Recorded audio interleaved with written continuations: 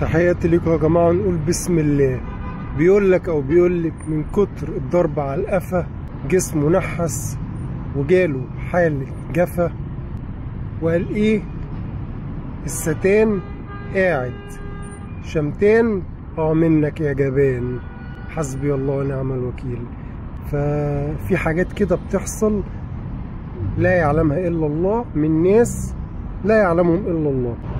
ونكمل في سكتنا مهما كان ونقول يا رب كن لنا عونا ونصيرا، واخبط الظالمين في الظالمين واخرجنا منهم سالمين، واللي ربنا رايده يكون. فحتى لو المعاني في اتجاهات مختلفة ولكن فعليا هي بتكمل بعض.